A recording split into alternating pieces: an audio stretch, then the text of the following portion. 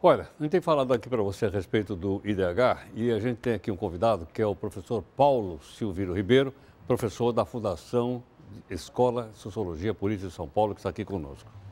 Silvino, boa noite, muito obrigado pela gentileza. Posso pedir que você venha aqui para o telão também? Esse aqui a gente brinca aqui e fala que é o famoso telão mágico, ele aparece coisas incríveis aqui. Bom, a gente tem algumas coisas do IDH aqui que eu gostaria que você comentasse. Dá para a gente mostrar ou não? Vou mostrar? Para a gente poder estabelecer esse índice de desenvolvimento humano. Ele é muito importante, em que sentido? No sentido social, no sentido político, o que é? Ele é importante porque ele é um indicador que ajuda o Estado a balizar a política pública, né? E mais, eu acho que ajuda a sociedade a entender como que as políticas que foram feitas anteriormente tiveram resultado ou não. Né? Para quem está assistindo a gente, acho que é importante lembrar que esse indicador, grosso modo, ele tem 3 áreas. Então, a primeira é a renda, a escolaridade e a longevidade, que é a expectativa de vida.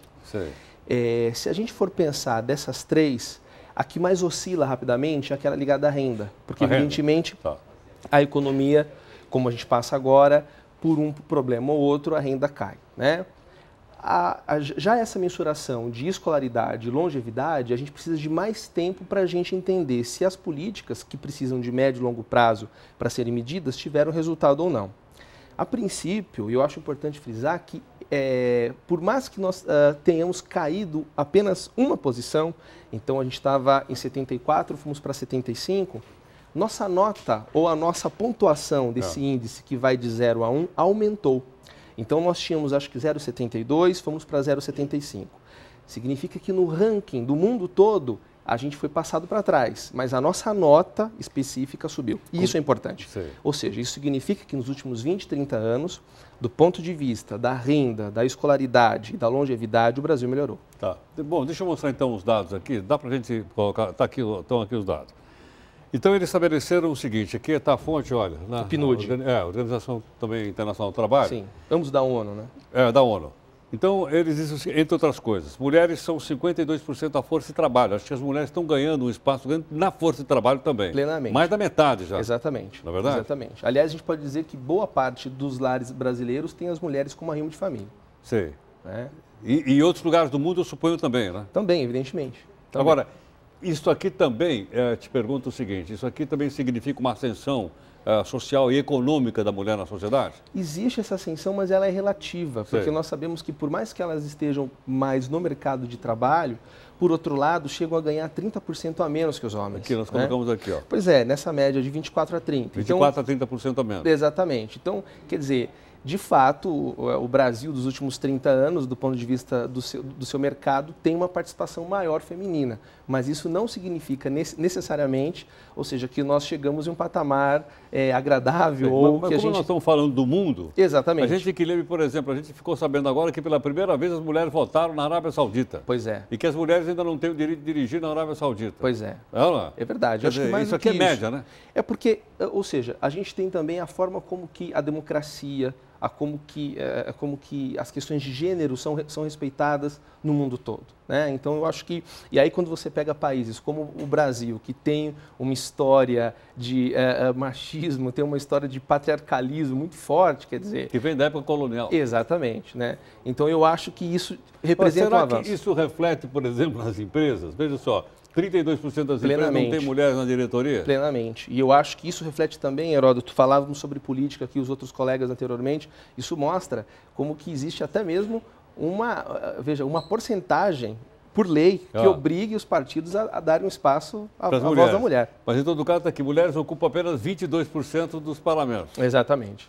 Mas, de novo, é média. De novo é média. Porque na Arábia Saudita não tem nenhuma mulher no parlamento. Tem agora na eleição municipal, mas agora, no parlamento acho que não tem nenhuma. Você veja que coisa curiosa. Do ponto de vista democrático, eu acho que nós somos muito mais avançados do que outros países que você citou. Mesmo assim, a participação feminina ainda é irrisória comparada dos homens. Vamos ver outros números aqui que a gente poderia pedir uma explicação para o professor Silvino.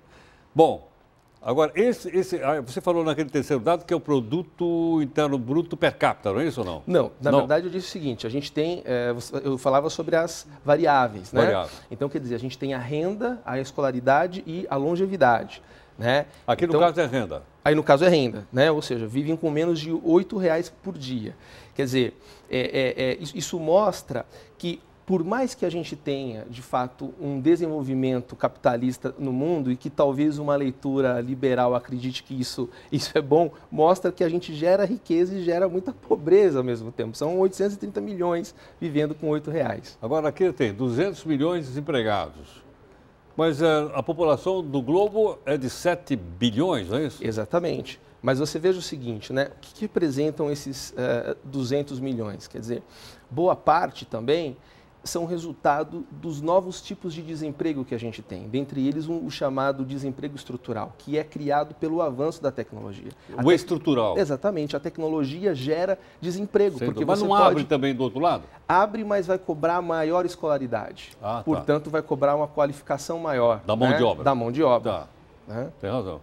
E aqui tem, então, 21 milhões realizam trabalho... Eu nem imaginava que existisse trabalho forçado no mundo. 21 milhões realizam trabalho forçados e 61% trabalham sem nenhum contrato de trabalho. E países como o Brasil voltam a discutir questões sobre terceirização. Então você veja como que a despeito da gente ter os avanços... A terceirização está aqui sem contrato de trabalho? Também, quer dizer, ou com contratos precários, contratos que o direito trabalhista não é assegurado, né? Entendo. Bom, realmente. Silvino, nosso telespectador internauta tem uma pergunta a fazer a você também? À disposição. Por favor, Bárbara, qual a pergunta? Boa noite, Olá, Paulo. boa noite. A pergunta é da Lara Veiga, de São Paulo, capital. Ela diz assim: o resultado insatisfatório do Brasil no documento da ONU se deve à queda na renda em 2014. Dada a crise e ao desemprego recorde, podemos esperar uma classificação ainda pior quando sair o documento de 2015?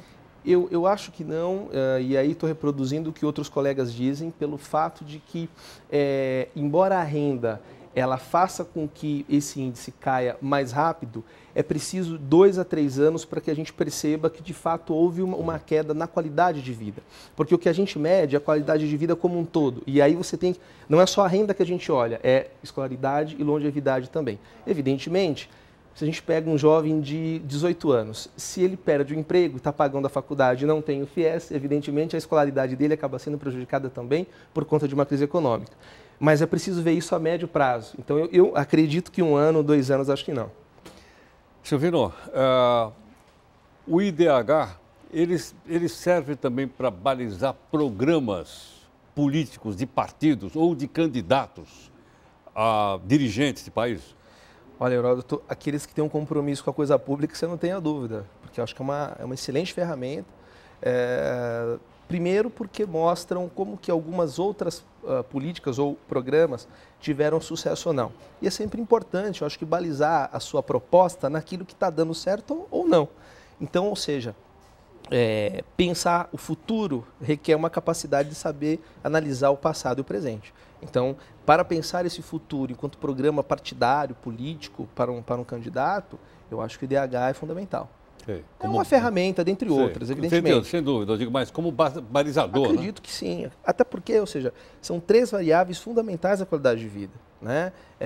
Veja, nós não podemos pensar apenas na renda descolada, né, evidentemente, da escolaridade, que garante até uma renda maior quando se tem uma mão de obra qualificada. Né? E que, portanto, são essas 2 variáveis que garantem uma expectativa de vida maior.